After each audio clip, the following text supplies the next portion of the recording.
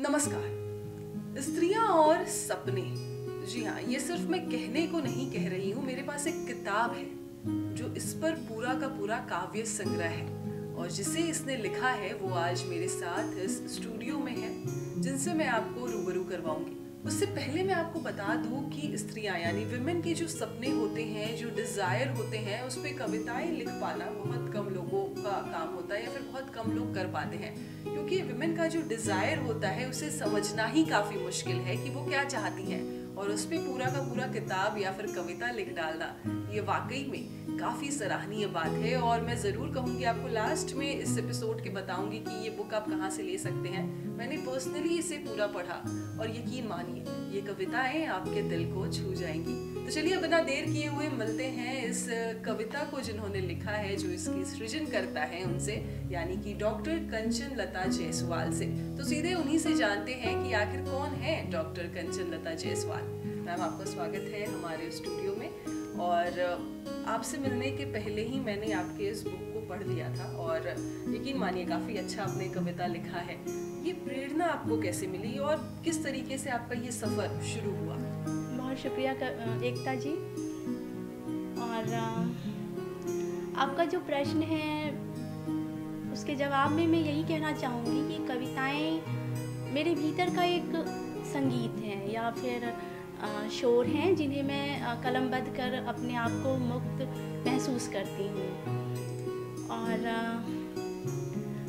स्त्रियाँ, चूँकि मैं खुद भी स्वयं भी एक स्त्री हूँ, तो मुझे लगता है कि मेरी जो इच्छाएं हैं या जो इच्छाएं कॉमन तौर पर महिलाओं की हो सकती हैं, जिनसे मैं खुद भी अछूती नहीं रह जाती हूँ, तो मेरे लिए ये सब्जेक्ट भी बहुत अच्छा था, बहुत सहज था।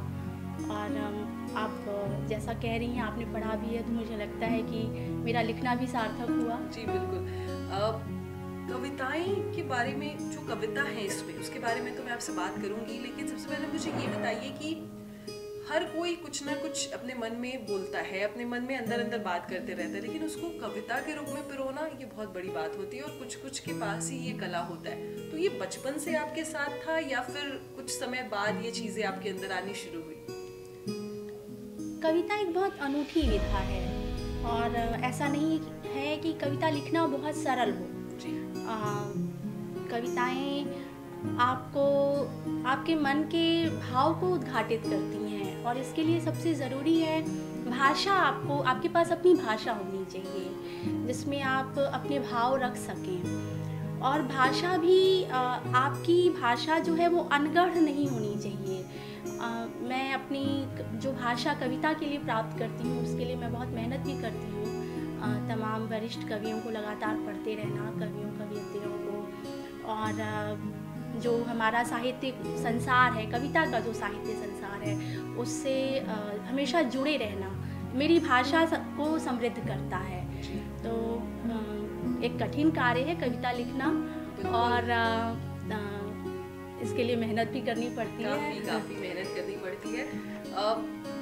स्त्रियां और सपने, स्त्रियों के बारे में, स्त्रियों के संघर्षों के बारे में या फिर क्या उनके साथ हो रहा है, इस पे तो बहुत लोगों ने लिखा है कि स्त्रियों को लगातार दबाया जाता है या फिर उनका उत्थान हो रहा है, उनके साथ गलत हो रहा है आजकल कलयुग में। ये सब के बारे में बहुत सारी कविताएं हैं, लेकिन आपने एक अलग टॉपिक चुना, अलग जॉनर चुना, मैं कह दूं। मतलब स्त्रियां और उनके अंदर की जो सपने हैं, वो जो चाहती हैं हर किसी को लेकर के, हर एक, चाहे उनका हस्बैंड हो या फिर उनके बच्चे हो या फिर उनके माँ बाप हो, हर किसी को लेकर के उनके अलग अलग सपने हैं या फिर उनका करियर हो। तो ये कहाँ से आपको प्रेरणा मिली, फिर कैसे आपने सोचा इसे? मैं इस संबंध में यही कहना चाहूँगी कि मैं फेमिनिज्म की बहुत मुखर समर्थक इस तरह से नहीं बनना चाहती हूँ, क्योंकि सिर्फ फेमिनिज्म स्त्री के सभी पहलुओं को सामने नहीं रखता है और स्त्री मन से बहुत संवेदनशील होती है। उसकी जो फीलिंग्स हैं या डिज़ायर हैं वो सिर्फ फेमिनिज्म एक शब्द में बंद कर नहीं रह जाना चाहिए, और स्त्री मुक्ति या स्त्री क्रांति की जो बात है वो एक बहुत व्यापक अर्थ रखती है। इसीलिए मेरी जो कविताएं हैं वो सामान्य महिलाओं के जो चीज़ें हो सकती हैं, भावनाएं हो सकती हैं, उसको ज़्यादा व्यक्त करती है।